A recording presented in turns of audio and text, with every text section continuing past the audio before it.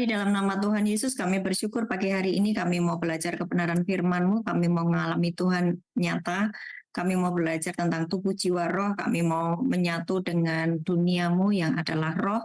Nah, jadi setiap kami berikan kami kecerdasan dan kami mau selesai dengan jiwa kami, hati kami yang terluka, kami mau mengampuni, kami mau sepakat dengan firman-Mu. Mari berfirmanlah Tuhan di dalam nama Tuhan Yesus. Amin. Oke. Hari ini saya mau memberi pengajaran yang mana apa yang saya sampaikan ini kalian harus langsung praktekkan ya. Ya, kalian harus langsung praktekkan karena apa?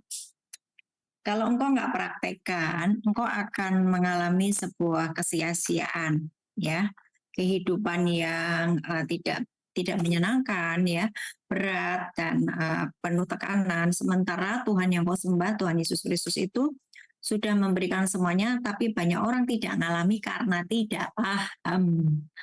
Ya, hari ini saya akan tanya jawab pada kalian semuanya. Kalian harus mengikuti dan harapan saya adalah setelah mendengar firman ini, kalian semuanya akan mengalami Tuhan lebih lagi. Amin?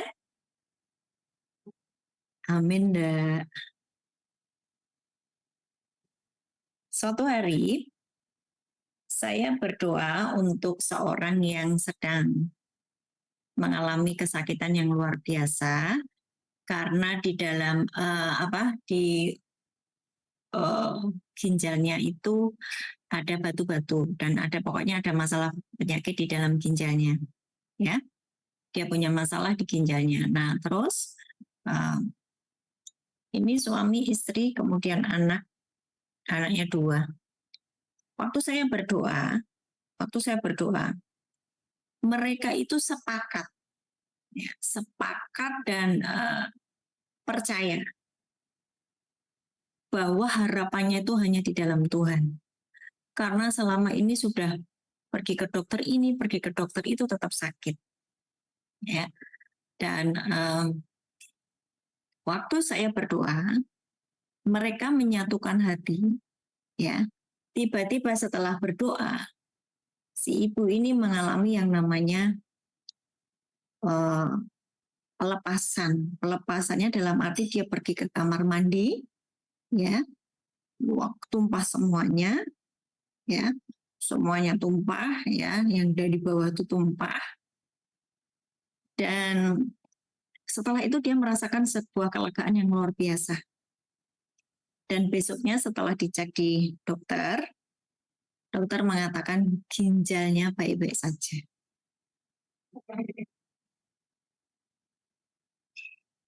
Nah, saudara, saya mau memberitahukan kepada kalian semuanya. Waktu saudara percaya penuh kepada setiap firman Tuhan, hatimu percaya, tidak ada yang meragukan sama sekali. Maka ketika kita sedang berdoa bersama-sama, hadirat Tuhan, kemuliaan Tuhan itu hadir melingkupi kita semuanya, dan mereka yang membutuhkan kasih Tuhan, membutuhkan mujizat, membutuhkan pertolongan Tuhan itu benar-benar di fisik langsung ngalami.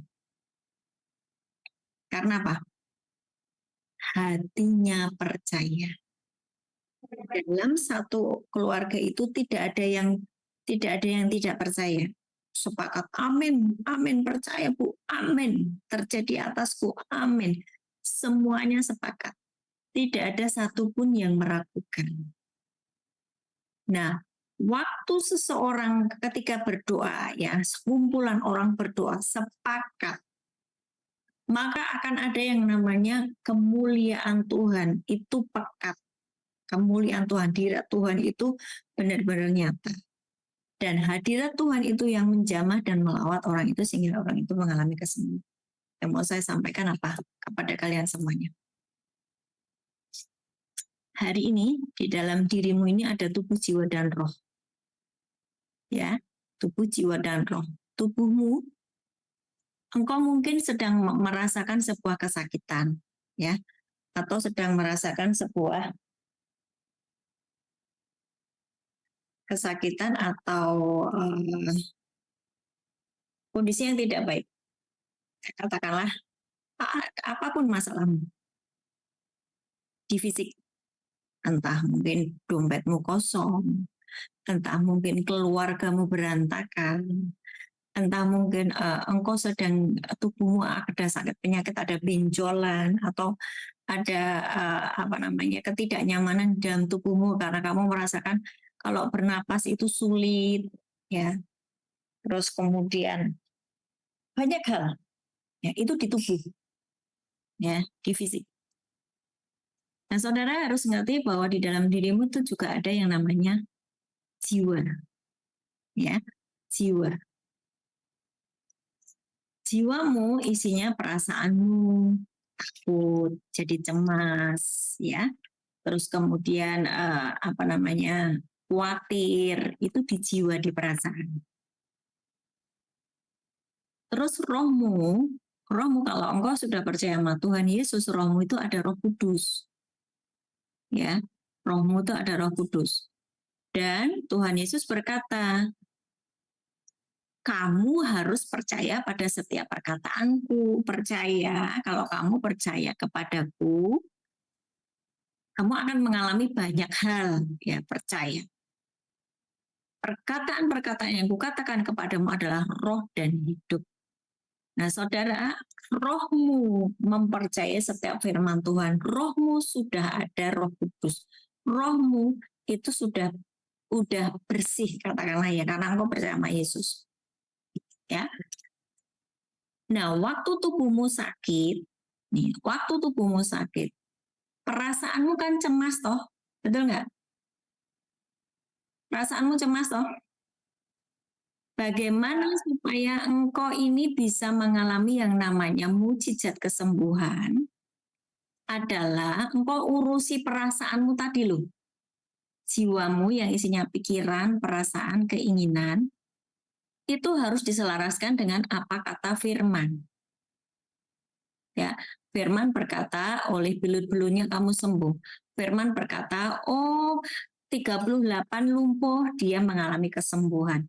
Firman berkata, 4 hari meninggal Lazarus itu bangkit kembali. Firman berkata, 12 tahun pendarahan dia mengalami kesembuhan waktu ketemu Tuhan. Di jiwamu, kalau engkau ini percaya, dan engkau sepakat dengan Roh Kudus yang di dalam dirimu, maka dengan sangat mudah engkau akan mengakses kesembuhan.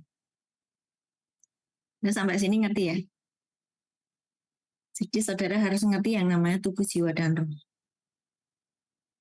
Untuk engkau memperoleh yang namanya mujizat.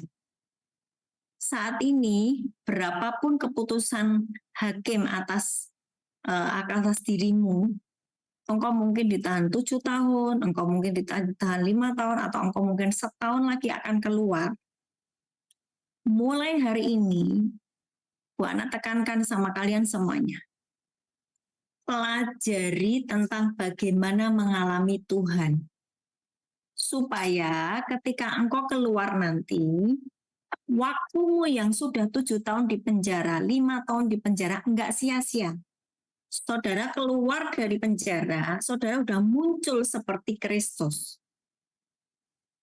Amen? Jadi ini yang mau saya tekankan kepada kalian semuanya ya. Jangan ada yang putus asa, jangan ada yang merasa tidak layak. Saudara berada di tempat ini adalah ada proses Tuhan yang harus engkau jalani untuk engkau sedang dibersihkan menjadi serupa dengan Tuhan. 1 Tesalonika 5 ayat 23. 1 Tesalonika 5 ayat 23.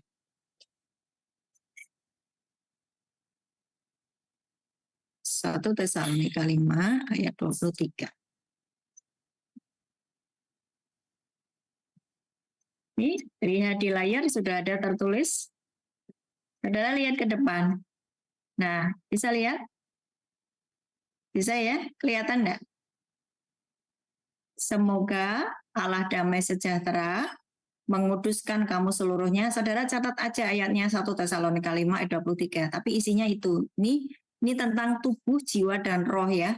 Semoga Allah damai sejahtera menguduskan kamu seluruhnya, dan semoga apa? Roh, jiwa, dan tubuh. Ibu-ibu yang ada di lapas Manokwari ini, saudara, engkau itu setiap orang terdiri dari 3. Tubuh, jiwa, dan roh. Nah, yang dimau Tuhan adalah seluruhnya, 3-tiganya terpelihara sempurna dengan tidak bercacat pada kedatangan Yesus Kristus Tuhan Allah kita. Ini yang Tuhan mau ya. Saudara harus tahu ayat ini ya. Jadi nggak ada yang merusak tubuhmu dengan narkoba. Nggak ada yang merusak tubuhmu dengan rokok. Nggak ada yang merusak tubuhmu dengan seks bebas. Ya, sehingga terkena penyakit HIV. Nah, terus habis itu kena penyakit-penyakit kotor karena engkau tidak memelihara tubuhmu. Ya, atau kita makan sembarangan sehingga tubuh menjadi sakit. Jadi tubuh, jiwa, dan roh harus terpelihara sempurna dengan tak bercacat pada kedatangan Tuhan. Nah sekarang, saudara harus mengerti yang namanya jiwa. Ya, jiwa. Jiwa itu di mana? Nih, tak kasih tahu ya. Waktu Tuhan menciptakan manusia, Kejadian 2 ayat 7, Tuhan menjadikan manusia dari debu tanah dan nafas Tuhan. Ya tak?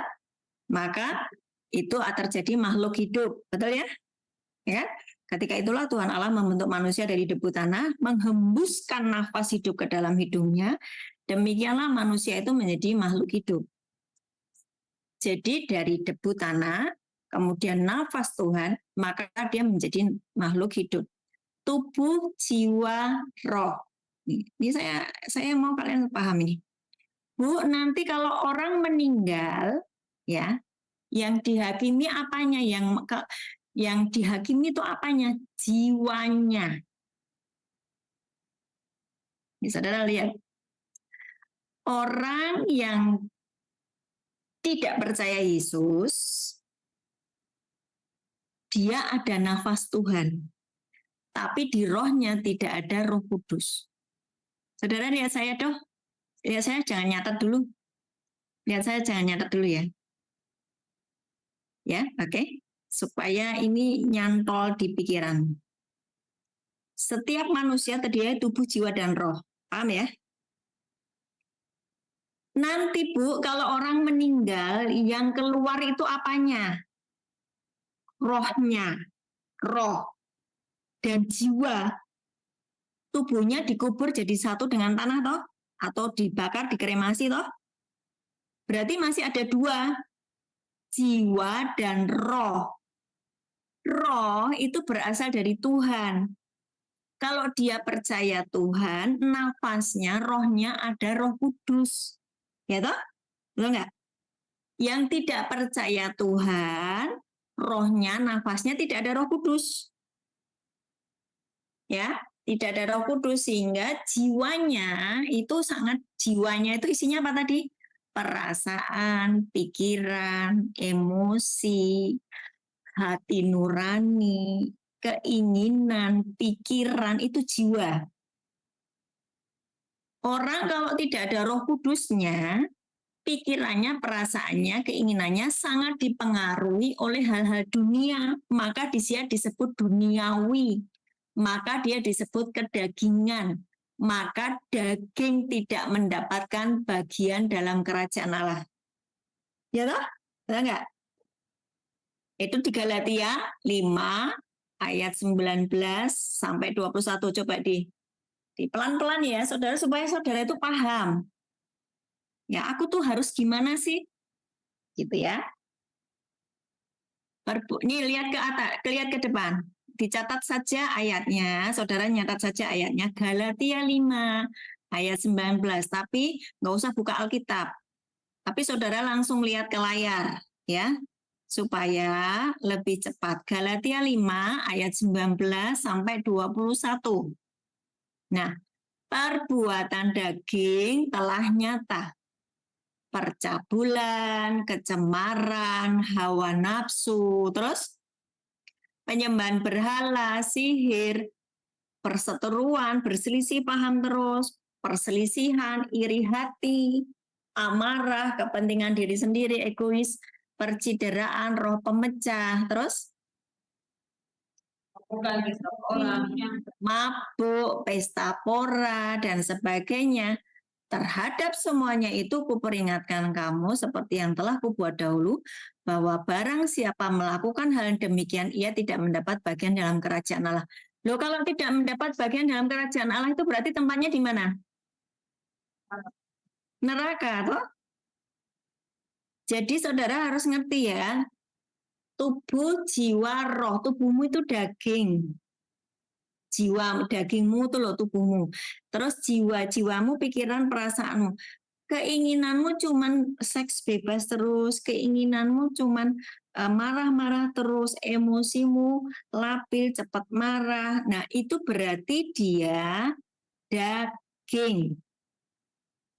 Ya. Bu, tapi dia percaya sama Yesus. Ya, percaya sama Yesus, tapi kalau daging dibilang barang siapa melakukan perbuatan daging tidak akan mendapat bagian dalam kerajaan Allah. Jiwanya sangat daging, ya kan? Maka waktu orang itu meninggal, jiwanya keluar karena kedagingan, dia diseret ke neraka. Rohnya kemana? Rohnya itu nafas Tuhan, balik ke Tuhan. Rohnya ada Roh Kudus, balik ke Tuhan.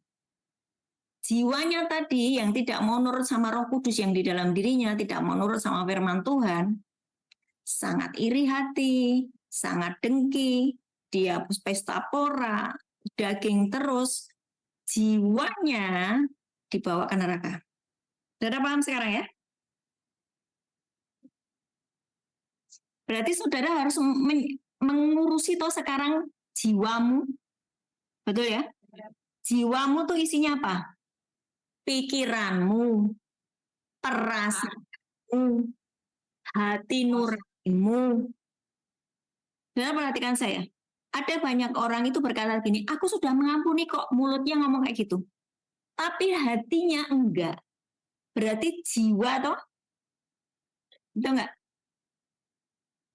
Ada orang-orang itu gini, udah dituntun ya, dia sakit kanker. Sakit kanker itu kan biasanya karena kepahitan ya. Kepahitan itu susah ngampuni. Ada tertusuk hatinya, luka. Pokoknya aku tuh luka. Dia mengkhianati saya. Setiap kali saya lihat wajahnya, aku terluka. Kamu harus mengampuni. Ya aku sudah mengampuni, tapi setiap kali aku lihat dia luka. Jiwanya nggak selaras dengan apa yang dia ucapkan toh. Benar? Hati, isi hatinya. Nah, orang yang seperti itu, waktu dia meninggal, jiwanya tidak diselamatkan. Rohnya kemana? Rohnya itu kan isinya Roh Kudus, nafas Tuhan. Rohnya yang balik ke Tuhan, tapi jiwanya orang ini tuh masuk ke neraka gitu loh. Saudara belum paham ya? Tubuh, jiwa, dan roh. Manusiamu itu tubuh, jiwa, dan roh. Roh Allah itu pemberian Allah. Roh Allah itu pemberian Allah yang ada di dalam tubuhmu. Itu pemberian Allah. Itu bukan milikmu. Roh Allah, nafas Allah, itu pemberian Allah. Itu bukan milikmu. Jadi kalau dia meninggal, rohnya kembali kepada Tuhan.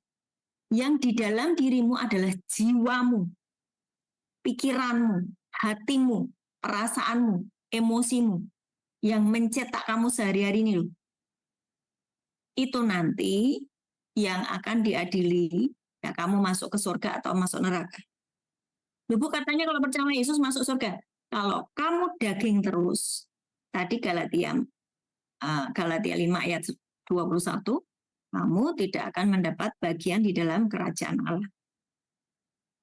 Hari ini saya mau ngejak kalian ngecek jiwamu. Amin.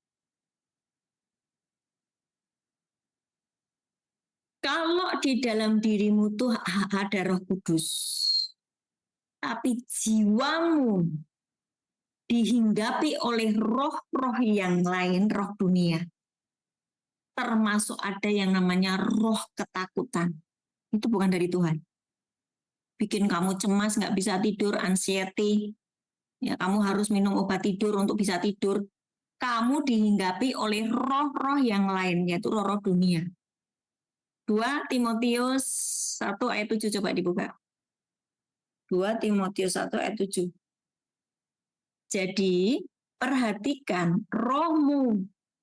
Rohmu itu harus bersih, hanya diisi oleh roh Tuhan saja. Nah, saudara perhatikan. Orang itu banyak berkata gini loh, aku kan tidak berzina, aku cuma takut, aku tuh cemas, nggak bisa tidur, aku cemas dengan masa depanku, aku cemas nanti kalau aku keluar dari lapas ini, aku mau ngapain, keluargaku sudah menolak aku. Saudara perhatikan, kelihatannya dia tidak berdusta, dia tidak mencuri, dia tidak membunuh, tapi dia dihinggapi oleh roh namanya ketakutan. Ketakutan itu berarti roh toh? Siapa ya? Kan tadi manusia tidak ada tubuh, jiwa, dan roh. Rohmu tuh harus bersih. Hanya roh Tuhan saja, roh kudus, roh hikmat, roh pengertian, roh nasihat, roh keperkasaan, roh Tuhan aja. Jangan ada roh yang lain. Nah, saudara, kalau engkau dihinggapi oleh roh ketakutan, berarti ada roh yang lain yang mempengaruhi di jiwamu. Sementara agenda Tuhan, engkau itu akan melakukan perkara-perkara yang dahsyat, ya toh? Engkau makanya dididik dulu di lapas ini, dibersihkan di lapas ini 5 tahun, 2 tahun, dibersihkan dulu di lapas ini supaya apa? Tuhan bisa memakai hidupmu. Dibersihkan dari apa? Roh-roh dunia. Kalian nggak boleh ada roh yang lain selain roh Tuhan. Ngerti ya? Percaya ya? Kalau ada roh yang lain, ada roh perzinahan masuk di dalam dirimu, kamu menjadi suka berzina. Kalau ada roh dusta masuk di dalam tubuhmu, kamu jadi suka berdusta. Kalau ada roh iri hati, kamu suka iri hati. Kalau ada roh ketakutan masuk di dalam tubuhmu, kamu menjadi sangat cemas. Ngerti? Jadi tadi kan di perintahnya supaya aku berdoa supaya roh, jiwa, dan tubuhmu terpelihara sempurna, tak bercacat pada kedatangan Yesus Kristus Tuhan kita. Berarti rohku harus bersih, roh kudus saja. Aku tidak mengizinkan roh-roh yang lain. Sekarang dibaca ya, 1 Tesalonika 5 ayat 23. Enggak, yang di 2 Timotius 1 ayat 7. 2 Timotius 1 ayat 7. Sebab Allah memberikan kepada kita bukan roh ketakutan, melainkan roh yang membangkitkan kekuatan. Kamu tuh kuat terus. Kuat terus. Mau ada badai apapun, rohmu tuh kuat. Ya. Rohmu tuh penuh dengan kasih. Engkau punya kasih. Dan hidupmu tuh tertib. Kamu mengikuti setiap hukum-hukum Tuhan, tertib.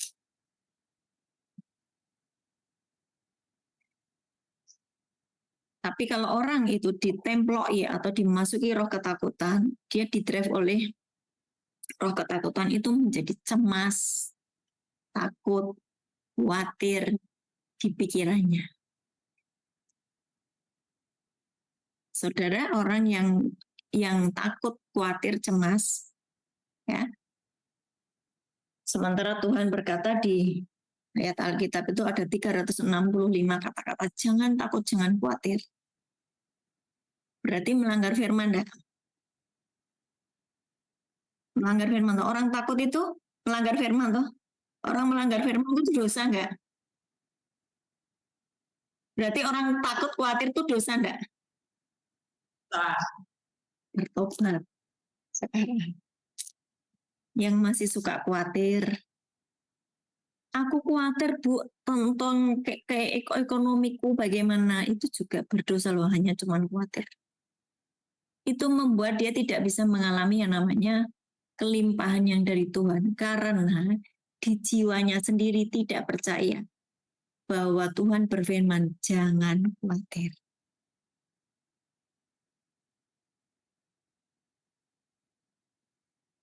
Saya mau kasih cerita ya, supaya kalian paham tentang betapa pentingnya menjaga jiwamu.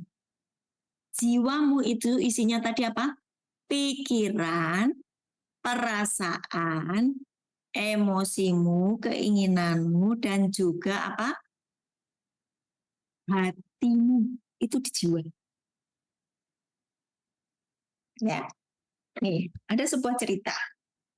Ini kisah nyata. Kisah nyata. Perhatikan saya. Semuanya memperhatikan saya. Ada hamba Tuhan, dia seorang nabi, dia punya karunia kenabian, itu berarti dia bisa sangat jelas mendengar suara Tuhan, ya. Dan dia nabi itu berarti menyampaikan apa yang menjadi kehendak Tuhan. Nah, nabi ini sedang berdoa, lagi berdoa untuk 10 orang pekerjanya, ya, karena acara ibadah udah selesai. Lah, pekerja-pekerjanya didoakan oleh nabi itu. Ini ya, paham ya? Terus waktu dia lagi berdoa, Tuhan Yesus ada muncul di sampingnya hamba Tuhan itu tadi. Terus Tuhan Yesus itu ngomong begini, aku akan memberitahukan kepadamu hati mereka masing-masing. Aku akan memperlihatkan kepadamu hati mereka masing-masing. Kan saudara, kalau semua orang lagi ibadah kayak gini, nah, kalian duduk kayak gini tuh, kan kelihatannya semua secara tubuh tuh kamu rapi semua toh, ya kan? Tapi kan hatimu kan nggak tahu, siapapun kan nggak tahu hatimu masing-masing. Ada yang duduk dengerin firman sambil marah sama teman satu selnya, ada marah sama kakak pembinanya, ada marah, masih marah, kan nggak tahu ya, betul nggak? Nah, terus hamba Tuhan ini lagi doain toh. Terus Tuhan ngomong, aku akan memberitahukan kepadamu kondisi hati mereka masing-masing. Hati berarti di mana? Jiwa. Ingat, tubuh, jiwa, roh. Ingat ya, tadi yang di 1 Tesalonika 5:23 ada 3 toh. Bu Ana ini dan kalian semuanya, walaupun Bu Ana ini satu, tetapi ada tubuhnya Bu Ana, ada jiwanya Bu Ana, ada rohnya Bu Ana. Ya, oke. Okay. Nah, Tuhan mau kasih lihat hati mereka. Hati itu tadi di mana? Jiwa. Jiwa. Ya, jiwa isinya pikiran, perasaan, keinginan, dan hati nurani. Nah, waktu didoakan satu persatu, Tuhan kasih tahu ini orang begini-begini, sudah aman. 2, ini orang hatinya bagus, gini-gini. 2, wis aman ya kan? Terus 3, ini hatinya begini-begini. 4, giliran hamba yang kelima, ini berhenti. Tuhan itu ngomong kayak gini, aku akan pergi. Loh, Tuhan jangan pergi loh, yang lainnya itu belum didoakan kok Tuhan pergi. Lah aku kan nggak bisa ngomong apa nanti itu isi hatinya toh, betul nggak? Kan ini seorang nabi ini kan hanya mendengar suara Tuhan, dan Tuhan itu ngomong apa dia cuma menyampaikan. Nah, giliran hamba kelima ini, Tuhan Yesus tuh ngomong, aku mau pergi dari sini. Berarti Tuhan marah toh? Kenapa kok marah? Lah ini yang lainnya nanti gimana? Nah akhirnya Tuhan tetap pergi, terus hamba Tuhan itu berkata, I'm sorry, saya minta maaf, saya berhenti untuk mendoakan kalian. Nah yang 4 ini terus jadi nggak enak kan ya, yang dari 5, 6, 7, 8, 9, kan jadi nggak enak. Nah terus Tuhan itu bicara sama hamba Tuhan itu. Karena dia kan tanya, Tuhan kenapa aku pergi sih? Tuhan tuh bilang kayak gini, orang yang kelima ini, waktu kamu lagi berdoa, hatinya itu berkata gini, ini hamba Tuhan lama banget sih, kapan sih selesainya berdoa? Aku tuh udah keburu ditungguin oleh istriku yang sudah menyiapkan makan malam, nanti kami repot, nanti berantem. Istriku itu sudah nungguin lama ini, kenapa kok hamba Tuhan ini doa lama banget nggak selesai-selesai? Tuhan marah dan Tuhan pergi. Saudara menangkap ya? Nah, terus sementara saudara tahu hamba Tuhan ini habis selesai ibadah harus tinggal di rumah orang ini yang menolak ini tadi. Yang setelah buru-buru ditungguin istrinya, soalnya kepengen makan malam. Kok doanya kok nggak selesai-selesai. Ini hamba Tuhan, ini nanti numpang tidur di rumah ini gitu loh. Ya kan? Kan kacau nih. Akhirnya ya sudah, dengan terpaksa hamba Tuhan itu naik motor bersama dengan orang yang marah tadi. Kok doa kok cepet-cepet lah, nggak selesai-selesai, perlamaan doanya. Nah, tapi dia pergi dengan orang yang punya rumah ini, terus sampailah di rumahnya. Saudara tahu apa yang didapati di rumah? Begitu istrinya buka pintu, itu benar-benar istrinya tuh ngomel-ngomel, Pak, pasti kamu lama banget, aku sudah menyiapkan. Sana nggak? Itu ada hamba Tuhan itu. Dan Tuhan itu memberitahukan kepada hamba Tuhan isi hati orang itu. Kenapa sih lama banget doanya di gereja tuh ngapain aja sih? Hamba Tuhan itu cuma diam, ya. Si suami juga nggak tahu apa yang sedang terjadi. Dia juga nggak enak mau ngomong hamba Tuhan itu. Terus akhirnya hamba Tuhan itu masuk ke kamar, mandi, terus segera mau makan malam. Pada waktu mau makan malam, itu makanan sudah disiapkan lengkap. Lengkap. Sudah disiapkan lengkap. Wah, dari makanan yang paling enak dan yang sedang-sedang, pokoknya semuanya lengkap. Terus pemilik rumah berkata, mari Pak, dipimpin doa. Waktu dia berdoa, ya, dia cuma ngomong kayak gini. Pada waktu aku tadi berdoa di gereja, bukankah hatimu tuh berkata, kenapa kamu berdoa tidak selesai-selesai? Kenapa lama sekali? Kenapa nggak segera cepat selesai? Kamu tidak sepakat dengan apa yang sedang kita doakan, maka Tuhan pergi meninggalkan. Itulah kenapa tadi tiba-tiba tidak semua orang didoakan gara-gara kamu. Dan hari ini kamu dengar istrimu sendiri berkata, kenapa lama sekali di gereja? Hari ini saya tidak akan makan malam bersamamu. Aku tidak bisa makan makanan yang sudah engkau sediakan. Karena Tuhan sudah marah atas keluargamu. Terus dia masuk ke kamar. Nah, kedua orang ini ketok-ketok, oh please minta maaf, please minta maaf. Dia tidak bukain pintu, karena Tuhan memang benar-benar sudah marah. Nah, terus kemudian besok paginya, dia meninggalkan rumah itu dan pamitan dan berkata, aku kebaskan debu dari kakiku. Saudara hati-hati, menjaga hatimu. Kalau Tuhan sudah pergi meninggalkan keluarga itu, gara-gara kau tidak menjaga hatimu, tidak menghormati Tuhan. Mungkin secara fisik kamu menghormati Tuhan. Wah, dandan rapi sampai wah mukanya di make up sampai kinclong. Tapi kalau hatimu menolak Tuhan, kamu sudah ditolak sama Tuhan. Tuhan sudah meninggalkan hidupmu. Itulah saudara, engkau harus mengerti yang namanya pelajaran tubuh, jiwa, roh. Yang di 1 Tesalonika 5 ayat 23 tadi. Ya kan? Saudara tidak bisa bermain sandiwara di hadapan Tuhan. Saudara tidak bisa memakai topeng kemenafikan di hadapan Tuhan. Saudara tidak bisa menyembunyikan hatimu, karena yang dilihat Tuhan adalah hati, yaitu jiwa yang isinya perasaan, pikiran, hatimu.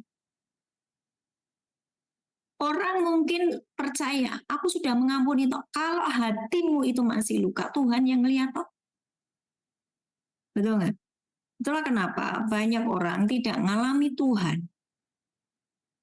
Padahal kalau dia sepakat saja jiwanya yang intinya hatinya, perasaannya itu tadi sepakat dengan firman, dia itu akan mengalami masuk ke dunia Tuhan. Dan orang yang sudah masuk ke dunia Tuhan, jiwanya, hatinya sudah sepakat dengan firman Tuhan, pikirannya, perasaannya sudah sepakat dengan firman Tuhan, hidupnya enak di bumi seperti di surga. Itu benar-benar engkau akan alami. Saudara, hari ini engkau diberkati dengan apa yang saya sampaikan. Betapa pentingnya engkau menjaga hati, jangan sampai Tuhan meninggalkan. Kamu bisa kelihatannya alim kok, kamu bisa kelihatannya sibuk pelayanan kok di gereja, menjadi WL, menjadi penyampai firman. Kalau hatimu busuk, Tuhan sudah meninggalkanmu. Oke? Nah, sekarang saya buka tanya jawab saya mau kalian bertanya, ya. Bertanyalah tentang apa yang menjadi pertanyaanmu di hari-hari ini. Aku tuh masih bingung, Bu, tentang ini. Tanya. Silakan kalau ada yang mau bertanya.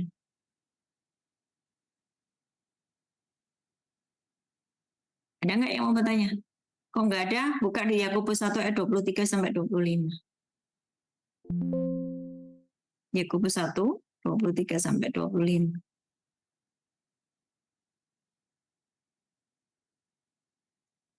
Bu, pertanyaannya saya kan sekarang mau tanya pada kalian. Bu, bagaimana saya melihat jiwa saya sudah baik? Hati saya ini sudah berkenan di hadapan Tuhan. Ya toh? Kan mestinya pertanyaan gitu. Ya kan? Bagaimana saya ngecek jiwa saya? Hati saya. Saudara, firman Tuhan itu seperti cermin, ngecek keberadaan yang di dalam dirimu. Yakobus 1 ayat 23 sampai 25. Sebab jika seorang hanya mendengar firman saja dan tidak melakukannya, ia adalah seumpama seorang yang sedang mengamati mukanya yang sebenarnya di depan cermin. Dengar firman saja dan tidak melakukan, tidak mengubah hatinya. Betul nggak? Apalagi kalau tidak mendengar sama sekali. Dengar firman, tapi tidak melakukannya, itu tidak mengubah yang di dalam.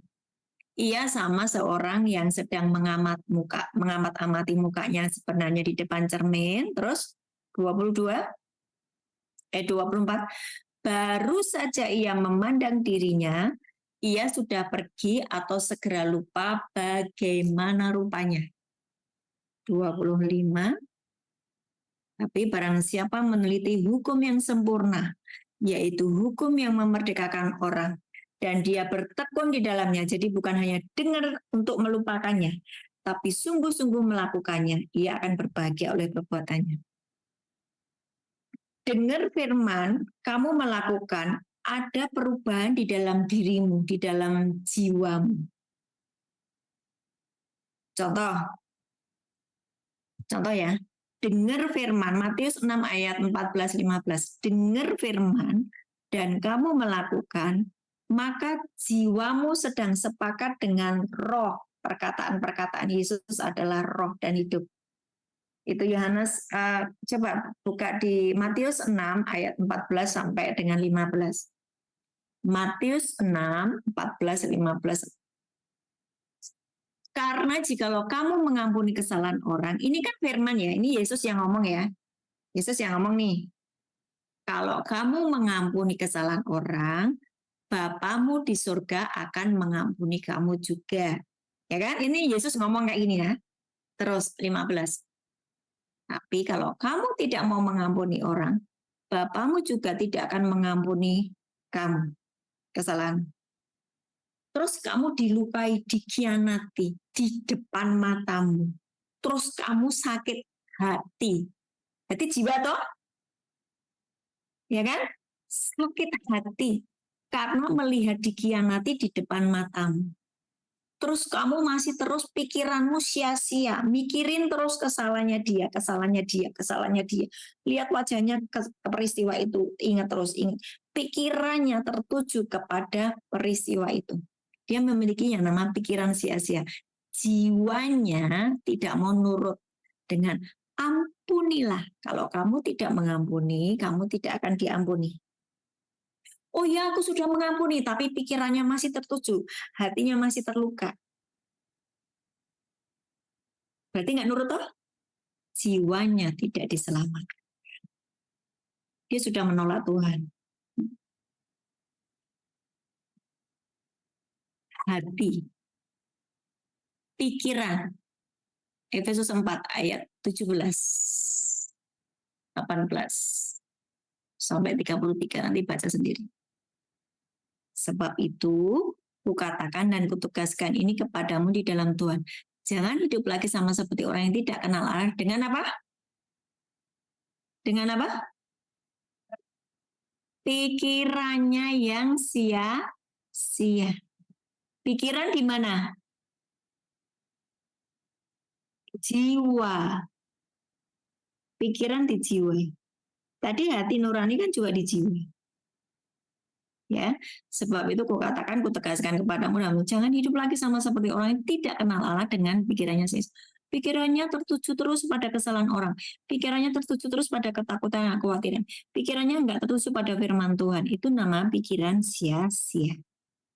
18. 18. Nah, dan pengertiannya yang gelap jauh dari hidup persekutuan dengan Allah. Karena kebodohan yang ada di dalam mereka. Karena kedegilan hati. Jiwa lagi toh? Degil hatinya. Terus 19. Perasaan. Jiwa atau perasaan? Ya, perasaan mereka telah tumpul sehingga mereka menyerahkan diri pada hawa nafsu dan mengerjakan dengan serakah segala macam kecemaran. Bu, dia bersama Yesus loh. Oke, dia percaya sama Yesus. Ada Roh Kudus di dalam dirinya. Tubuh, jiwa, roh. Rohnya udah ada Roh Kudusnya. Tapi pikiran, perasaan, hatinya, perasaannya tumpul karena tidak mau percaya pada firman Tuhan.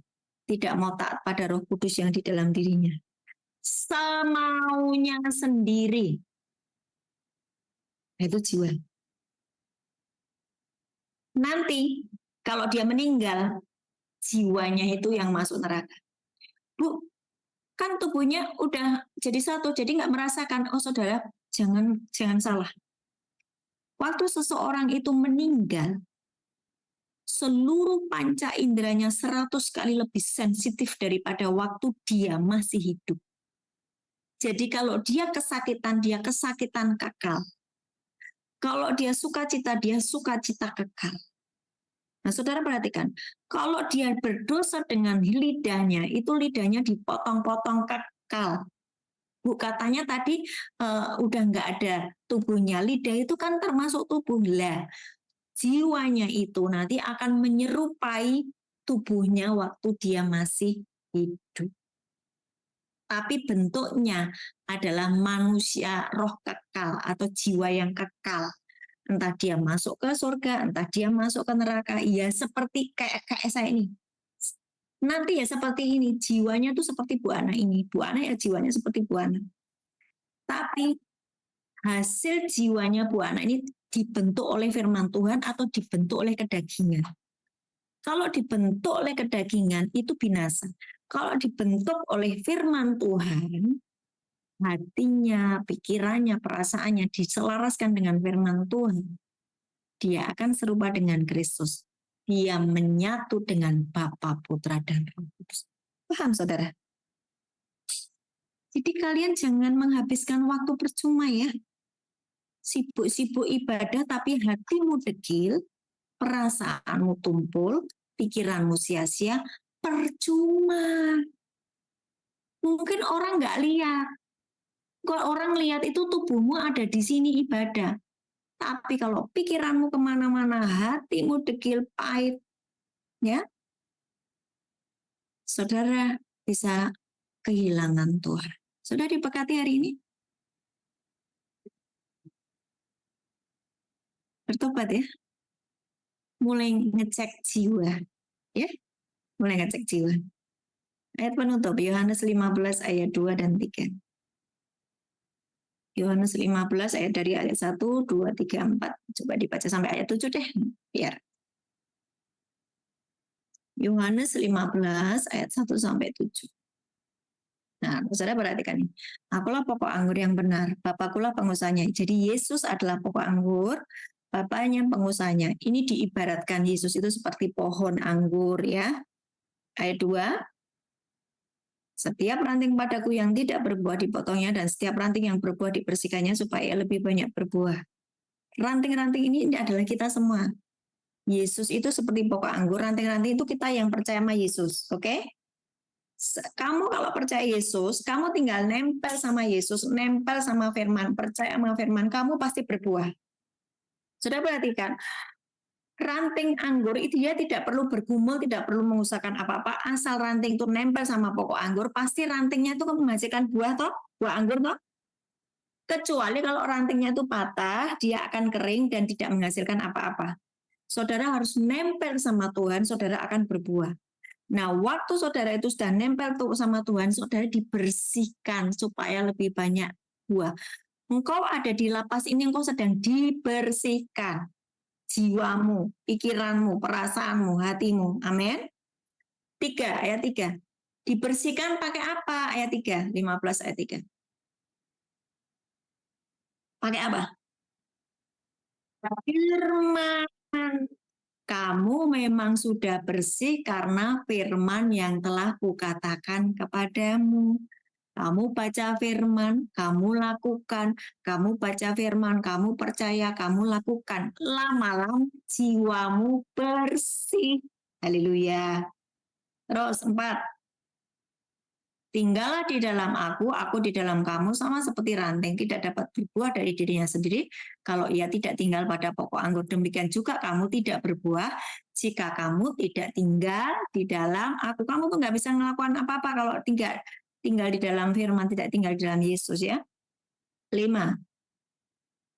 Akulah pokok anggur, kamulah ranting-rantingnya. Barang siapa tinggal di dalam aku di dalam dia, ia berbuah banyak, sebab di luar aku kamu tidak dapat berbuat apa-apa. 6. Barang siapa tidak tinggal di dalam aku tuh firman tuh Yesus, ia dibuang keluar, dia tidak menjadi pelaku firman, jiwanya tadi degil, perasaannya tumpul, ya, dibuang keluar seperti ranting dan menjadi kering. Kemudian dikumpulkan orang, dicampakkan ke dalam api, lalu dibakar. 7. Nah, ini yang saya suka nih ya. Jikalau kamu tinggal di dalam aku, firmanku tinggal di dalam kamu, mintalah apa saja yang kamu kehendaki, dan kamu akan menerimanya. Jiwamu kalau sudah sepakat dengan firman, yuk minta apa saja, dikasih. Amen. Oke, Tuhan Yesus memberkati. Ya, kasih tepuk tangan yang meriah buat Tuhan Yesus. Terima kasih Tuhan, hidupku ajaib. Terima kasih untuk keajaiban firman-Mu, terima kasih untuk kasih setia-Mu, terima kasih untuk anugerah-Mu. Terima kasih Tuhan, hari ini Engkau singkapkan kepada kami bagaimana kami menjagai hati kami, yaitu jiwa kami, supaya kami berkenan di hadapan-Mu. Kami dibersihkan oleh kebenaran firman-Mu. Hari ini Tuhan, bersihkan kami, tahirkan kami. Setiap pikiran kami yang sia-sia kami hardik di dalam nama Yesus, biar kami memiliki pikiran Kristus. Kami tidak lagi memiliki hati yang keras, degil Tuhan. Kami mau hati yang baru, hati yang bersih, hati yang taat, hati yang lembut, mudah diajar, mudah dibentuk, mau berubah di dalam nama Yesus. Terima kasih buat firman-Mu pagi hari ini. Berkati anak-anak-Mu Tuhan. di lapas Manokwari ini, siapapun yang sakit, di dalam nama Yesus aku berkata engkau sembuh. Siapapun yang sakit, engkau hari ini tumpang tangan di tempat yang sakit, jadilah sembuh di dalam nama Yesus. Apapun yang menjadi pergumulan hidupmu, engkau tertekan, jiwamu tertekan. Hari ini engkau melihat, mendengar kebenaran firman Tuhan. Hai jiwaku, pujilah Tuhan. Kenapa engkau tertekan, hai jiwaku, pujilah Tuhan. Saudara mulai memuji Tuhan, saudara, tekanan itu tiba-tiba hilang. Engkau mulai sukacita kembali. Engkau mulai damai sejahtera kembali. Engkau mulai menikmati kembali realita Tuhan. Di dalam nama Yesus. Tuhan berkati anak-anakmu, tidak ada iblis, kuasa kegelapan yang bisa menyentuh anak-anakmu ini, tidak ada yang kerasukan iblis. Semua yang kerasukan iblis, roh-roh jahat ini keluar di dalam nama Yesus. Jadilah sembuh dan diberkatilah engkau dalam nama Yesus. Amin. Saya mau tanya, itu waktu itu ada peristiwa orang kerasukan atau yang kamarnya ada hantunya itu, terus kemudian ceritanya gimana? Langsung hilang kan? Rahasia Tuhan Yesus ya. Ada lagi yang mau cerita? Ada masalah apa dengan kalian? Ada masalah apa? Ada yang sakit lagi? Kalian sudah menjadi perempuan-perempuannya Tuhan ya. Apapun yang ada terjadi di kamar, yang terjadi di sel ya. Kalian itu adalah Kristus. Kristus itu sudah ada di dalam dirimu, Roh Kudus sudah ada di dalam dirimu. Hidupmu itu seperti Kristus. Amin. Tetap semangat ya. Kak, ada yang mau disampaikan? Kakak pembina?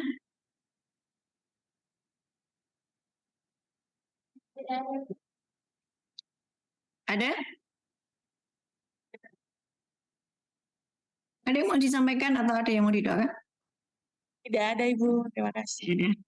Oh, ini kakak Orpanya pindah ya? Ganti? Siap, Ibu.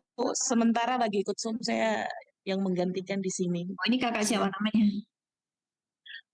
Moren, Ibu. Kak Moren, oke. Ya. Sudah tidak ada semuanya? Tuhan Yesus memberkati ya. Ya, selamat mengalami Tuhan setiap hari. God bless you, bye.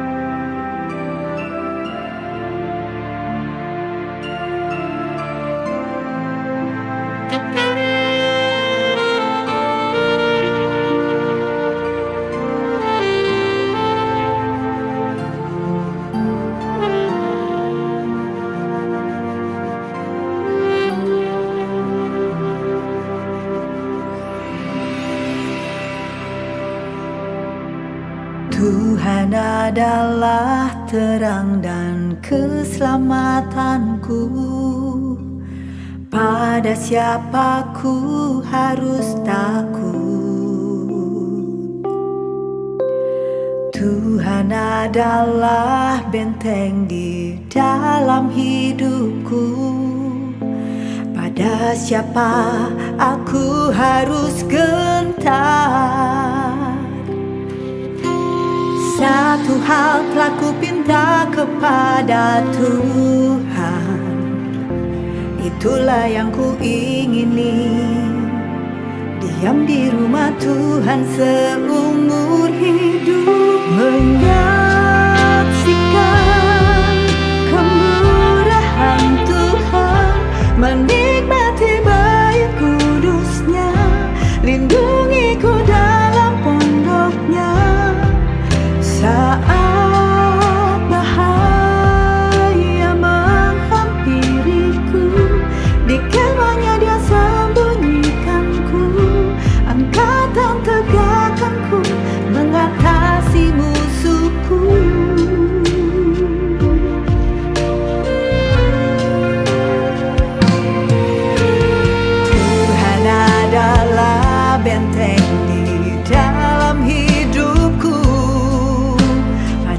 siapa aku harus gentar. Satu hal telah ku pinta kepada Tuhan, itulah yang ku ingini, diam di rumah Tuhan seumur hidup, menyaksikan kemurahan Tuhan, menikmati bait kudusnya, lindungi ku dalam pondoknya. Saat bahaya menghampiriku, di kemahnya Dia sembunyikanku, angkat dan tegakkanku mengatasi musuhku.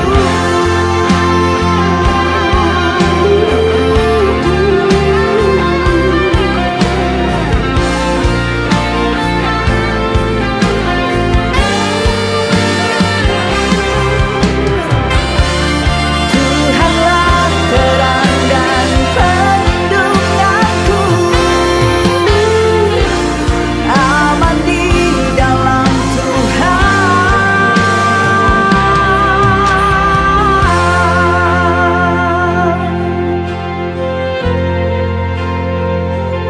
Di kemahnya